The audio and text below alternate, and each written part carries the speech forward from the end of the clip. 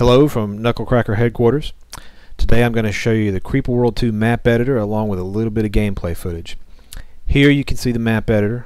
The maps are bigger than they are in Knuckle World 1, hence the scroll bar. And basics in the editor here, you can modify the terrain. I can come in here and erase stuff a little bit. That's cool. I can draw with different types of terrain. That's cool too. Let's go ahead and load up a level here. This level shows some of the different types of terrain: hard, medium, and easy levels to dig. You've got decayable terrain types here. When the bad creeper touches these, it decays over time. These here would decay quickly, these much more slowly.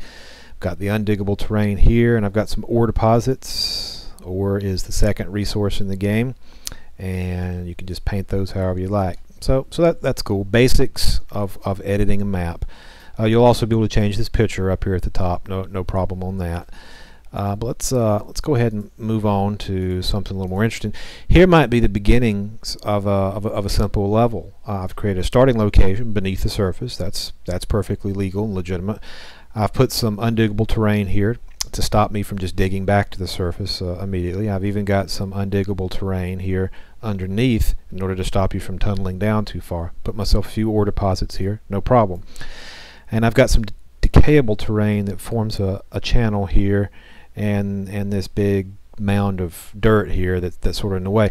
So this is just tailor-made. It's just begging to have some creeper put over here on the left. So no problem. Let's go do that. Let's paint some creeper in here. You're like, well, that's good. You can paint creeper in this version of the editor. You couldn't do that in the Knuckle World 1 editor. But this isn't how creeper behaves in the game. It doesn't float in midair, nor does it form a continuous, perfectly smooth medium. It's under the influence of gravity, so it needs to be able to settle down. Well, good news. In the editor, the creeper simulator is built into it. So I'm just going to turn that on, and you can see the creeper flow just like it would in the game if it had suddenly appeared at that location. So this is useful if you want to put creeper on a map before you save it, but you'd like that creeper to be in a stable, steady, nice form, just like creeper would settle in the game itself. So that's cool. I can paint creeper live here. I can even modify the terrain live right now. I can come in here and start deleting these things, and the creeper flows. So let's try this. Let me create a confined area here. Let me go make some more creeper. Create kind of a pressurized chamber here of creeper. Not too bad, but under pressure nonetheless. It's more creeper than would sit inside this volume, but it can't go anywhere because it's constrained here at the top. So if I wanted to experiment with what would happen if this chamber of pressurized creeper were punctured, I can do that real time here. I'll just come open that up, and you can see the creeper is escaping against the force of gravity, which always keeps it down, and then this dome is forming and it's flooding out. You might think this isn't a lot of creeper, but it actually is. This stuff will spread all over. There's a lot in here. You can see that here when underneath my cursor. You just keep an eye on this number right here. You can see what the creeper density is. There's over 200,000. Now that's not a huge amount, but it's a lot, and you can see it's going to flow and it's going to fill in this area. And if the humans had not built a steady defense, they're going to be in trouble pretty soon. So let me go ahead and clear that off. You can see I just did that real time. What would happen if it were suddenly cut off? I could even come in here and erase the creeper. What happens if that weren't there? You know, I could just take care of stuff real time here. So that's pretty nifty. But what else could you do with the creeper? So let's go ahead and load up this map. So here you have what looks like it's going to be some sort of volcano or lava dome, and you kind of expect this to erupt. Well, it would, but this is a steady amount of creeper. I've got the simulator on, and it's not moving. I've let this settle before I save this map, and it's not erupting. How could you make it erupt at a regular interval without putting more creeper in here? Well, one option might be to do that. It might be to put emitters in here and have them go off at an interval, and they just make a lot of creeper, and that forces a lot out. That that would take longer than you think to build up a massive creeper that can push out of this volume. Another thing you can do though is use what are called fields in the game. Fields push the creeper. They can push with different forces in different directions. They can drag the creeper and such. And so let's just go ahead and see if we can't use fields to create an eruption here. So I'm going to do that. I'm going to create one, a field container. It's a bound area where I can have field lines. I'm just going to position it, give it a nice size here. I'm going to draw field lines that are pointing up. I only want them to affect bad or evil creeper. And strength level 2, that's fine. Let's go ahead and actually let's turn that off. I don't want to spoil the fun here. Let's give myself a bigger brush, and let's just fill this in all with field lines. Now if I turn the simulator back on, you can see these field lines, they push up on the creeper and they're going to create an eruption. Now these field lines wouldn't be visible in the game, so let's hide them in the editor so we can see what the player might experience. That's an eruption. Boy, you'd have trouble dealing with that. That's for sure. That's a definite eruption. There's a lot of this creeper that's just coming up and spilling out. So you might not want that much of an eruption. So you could use smaller field lines, and that's true. But what you really want to do is turn them on and off. And I've already got that created here. Let me go ahead and load up a map that's got some created here, and go ahead and select that and show you what I've got. This is like before, but I've assigned actions. I've said wait 300 frames, that's 10 seconds, 30 frames per second. Don't do anything for 10 seconds when the game first starts. Start initially off, so I don't want field lines turned on to start with. That's what that does. So start in the off position. After 10 seconds, turn on for 4 seconds, then turn off for 20 seconds, then loop. So it's going to turn on for a little bit, and then turn off for a long period of time, then turn on again. So if we go ahead and turn on the creeper simulator and then turn on the field simulator, which runs through these actions, we'll see what happens. It's going to wait 10 seconds to start with, remember, and then it's going to turn on for 4 and then off for 20. And here it goes. Here's the first little eruption, but only 4 seconds. Let's go ahead and hide them so we can see it the way the player would see it. That's the warning. If you haven't built your defenses, you best get busy. So it's pushed a fair amount of creeper up here, but not really an eruption yet.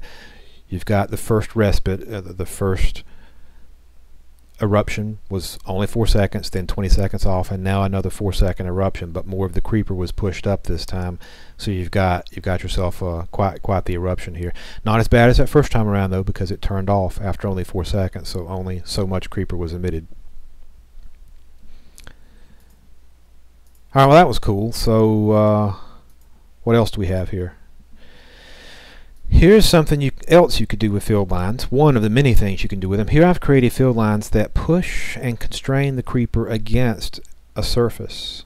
So this creeper is going to run down, but it's not just going to flood down and then spread everywhere. It's going to be pushed against these structures, almost like stalactites in a cave. I've also got 3 little fields here with only 1 by 1, and they are programmed to move and carry creeper with them. So if I just turn this on, and let's go ahead and hide them, you can see the creeper runs down. Those field lines are constraining it against the surface. When it gets to the bottom, the individual fields, which are looping and moving from here to here and with delays in between, and are also told to drag creeper, they pick some up and carry it to the bottom. So it looks like creeper is flowing down the outside of a stalactite and then dripping off the bottom and depositing creeper down here, and it will build up a pool down here. And in this mission, you start here. You got a little friendly creeper here to help you out, but you've got to fight your way up and deal with these guys in this cave, and you've also got to worry about this dome that's going to penetrate this decayable area here and flood this area out very shortly. So that's pretty cool, and we could just take a quick look at one of those actions right now. This guy right here, I've told him to move to coordinates 25, 120, which is down here, then move back up to where he started up here. wait 3 seconds, 90 frames, loop. This drip mode is a special mode that controls how the creeper drags from one location to another. It's too complicated for me to go into in this video, but it's just one more of the options on how fields, this drag field, can affect the creeper. Okay, let me hurry up here because I need to get to some gameplay footage. Here's a quick little mission I put together. Very easy, but I just wanted to play this mission right fast so you could see this in the game. I've only got one little emitter here. He's going to fill up this dome. He doesn't emit very quickly, but he will fill this area up over time. I've got a fixed amount of creeper here with a decayable section here that will flood out over time. So let me just go ahead and bring this up in the game. I've already got this loaded in the game, and I've zoomed a little bit on this, so the graphics will be distorted just slightly, but I wanted to go ahead and zoom in on that. And I'm also hiding the unit menus at the bottom because I'm not done with that, nor do I want to reveal what all the units are going to be. But you can see the main game area here, so let me go ahead and unpause this and let this go. Also, these units are practically free right now, so that I could go through this quickly and not actually have to play the game by any rules. So I just built a bunch of reactors that gives me energy. That's good. I can move the assault ship here, and note that the area that's powered goes with the ship. This lit area, that's the area I can operate in. This dim area, I can't do anything there. I can't move units there, can't fire missiles there, or anything like that. Now let me pause it here again real quick because I'm about to forget about this decayable terrain section here. When this opens up, you can see it's getting smudged up right now. It's decaying. All this creeper is going to flood out, so I need to address that. Fortunately, blasters are also free right now, so I'm just going to go ahead and build 3 of those right fast, and they're not going to have any problem. I'm also going to go ahead and start digging because we got to dig to get places, and I'm going to put some beacons out here that'll light up the rest of this area and let me get to where I need to get. You see these packets automatically find their way to where they need to go via the shortest path. Okay, here comes the creeper. I'm going to get aggressive with that and just move right up on it. No reason not to. It's a fairly small amount.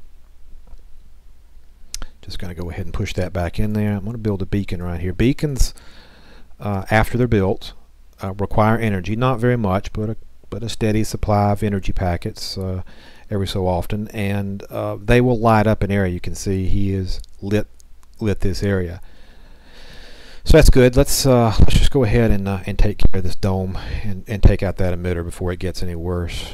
I'm going to go ahead and build a couple blasters here. I'm going to build a launcher which will fire missiles. It's not completely free, so you'll see it build here.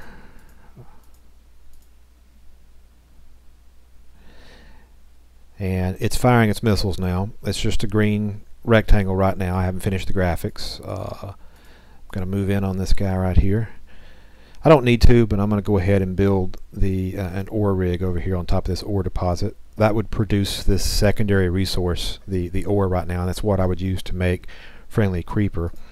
I can put one of those emitters right there, creeper emitter. And as the ore builds, I can turn him on, and he will start producing good creeper, friendly creeper, and it'll run downhill here and interact with the bad stuff down there and help me out a little bit.